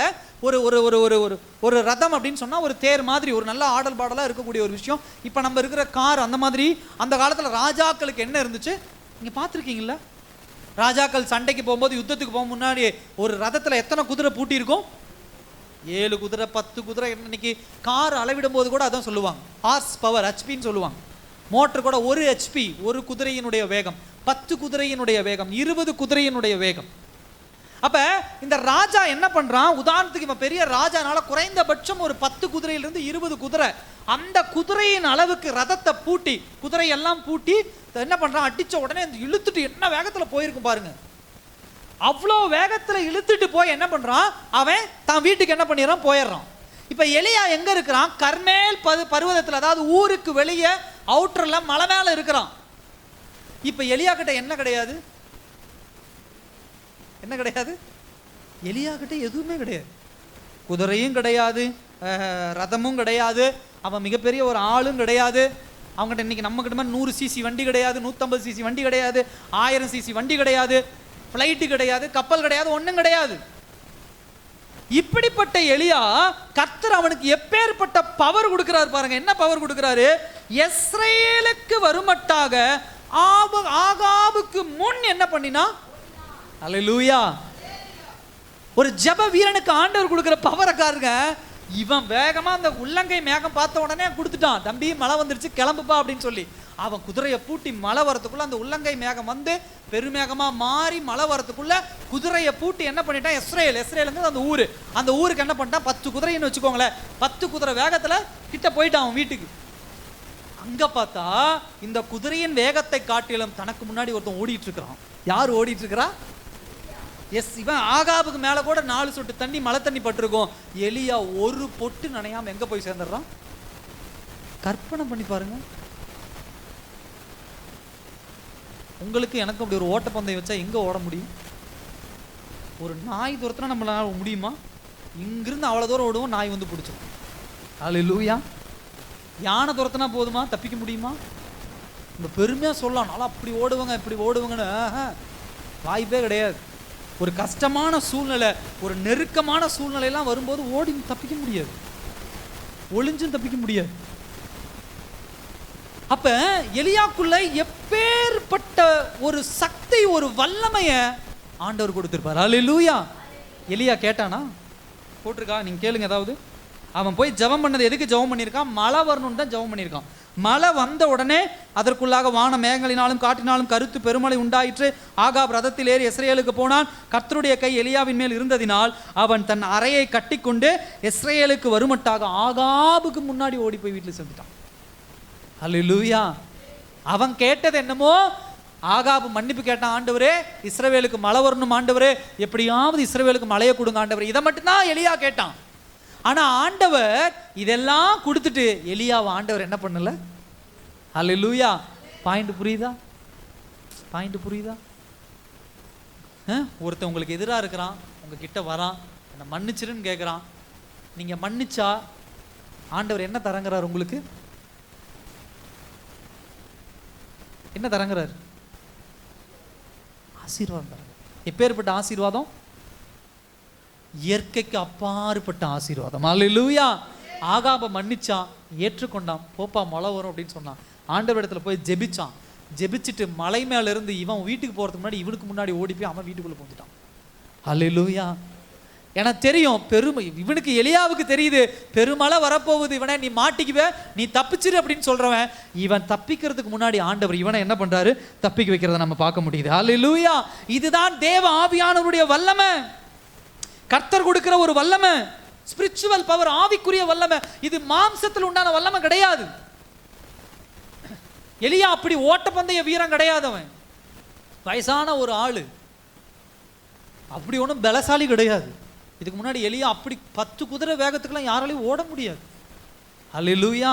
நான் 2 அற்புதத்தை பார்க்குறேன் இதுல. ஒன்று 3 வருஷமா இல்லாம மழை வந்த அற்புதம் ஒன்று, இன்னொன்று எலியாவுக்குள்ள கர்த்தர் கொடுத்த ஒரு வல்லமை. அல்லேலூயா. தேவ பிள்ளைக்கு ஆண்டவர் கொடுக்கிற ஒரு வல்லமை. இந்த வல்லமை எதனால வந்துச்சு? கடைசி ஒரே ஒரு காரியம் என்ன அப்படின்னா, நமது ஜெப வாழ்க்கையை மேம்படுத்தணும். Hallelujah. Enhance your prayer life. ஜெப வாழ்க்கையை மேம்படுத்துங்க. கர்த்தர் இன்றைக்கு வாசித்த பிரகாரம் மற்றவருடைய வாழ்க்கையிலும் அற்புதம் செய்வார். நீங்க சொல்ற காரியத்தையெல்லாம் ஆண்டவர் செய்வார். அதே போல நீங்க சொல்லாத காரியத்தையும் யார் செய்வார்? அல்லேலூயா. 4 காரியம். என்ன காரியம் நான் சொல்லி முடிக்கிறேன். எலியாவுடைய ஜெப வாழ்க்கை நமக்கு கற்றுக் கொடுக்கிற ஒரு காரியம் என்ன அப்படின்னா, எல்லாவற்றிலும் தனியா ஜெப நேரத்தை என்ன பண்ணும்? ஒதுக்கணும். அல்லேலூயா. என்னத்தை ஒதுக்கணும்? ஜெப நேரம். எனக்கு ஒரு பாயிண்ட் இதுல தெளிவுபடுத்துங்க. நீங்க ஆகாப் வந்து ஒரு மதிய நேரத்திலயோ காலையில நேரத்திலயோ வந்து கேட்டிருக்கலாம். எலியா காலையில ஜெபிச்சிருக்கலாம். இப்ப காலையில எலியா ஜெபிச்சுட்டான். ஒரு 10 மணி 11 மணிக்கு ஆகாப் வந்து மனம் திரும்பி கேட்டிருக்கலாம். இப்ப ஒரு 12-1 மணிக்கு இந்த இன்சிடென்ட் வந்த உடனே எங்க போறான்? கர்மேல் பர்வதத்துக்கு தனியா போறான். பிரைவேட், ஒரு தனிப்பட்ட ஜெப வாழ்க்கை. குடும்பமா ஜெபிக்கிறது ஒரு ஜெபம், அதை விட்டுருங்க. நான் அதை வேண்டான்னு சொல்ல, ஜெபிக்கணும். கம்பல்சரி குடும்ப ஜெபம் வேணும். நீங்க குடும்ப ஜெபம் ஜெபிச்சுட்டா எல்லாம் முடிஞ்சதுன்னு கிடையாது. தனிப்பட்ட ஜெபத்தையும் ஆண்டவர் என்ன பண்ணுகிறார்? எதிர்பார்க்கிறார். தேவனோடு பங்கிடுகிற ஒரு நேரம், தேவனோடு பேசுகிற ஒரு நேரம். அதே போல தேவனுடைய வார்த்தைக்கு கான்ஸ்டன்டா நிலையா என்ன பண்ணணும்? கீழ்ப்படியணும். கடைசியா ஒரு காரியம், விசுவாசத்தோடு ஜெபிக்கணும். அல்லேலூயா. விசுவாசத்தோடு ஜெபிக்கணும். நான் திரும்ப திரும்ப சொல்ற விஷயம் தான். கிறிஸ்தவன் பெருமையா பேசிக்கிறது இல்லை. எலியாவை போல சாதித்து காட்டணும். அல்லேலூயா. சாதித்து காட்டணும். நீ ஜெபிக்க ஜெபிக்க கர்த்தர் உன்னை பயன்படுத்துவார். நீ வேதவசனம் வாசிக்க வாசிக்க கர்த்தர் உன்னை பயன்படுத்துவார். கிறிஸ்தவர்கள் இன்னைக்கு ரொம்ப அசால்ட்டா இருக்கிறோம். ரொம்ப தேவை. இன்னைக்கு உண்மையாலுமே கிறிஸ்தவர்கள் தேவையில்லாத காரியங்கள்ல கவனம் எடுத்து என்ன பண்றாங்க? அதிக நேரம் செலவிட்டு கொண்டு இருக்கிறாங்க.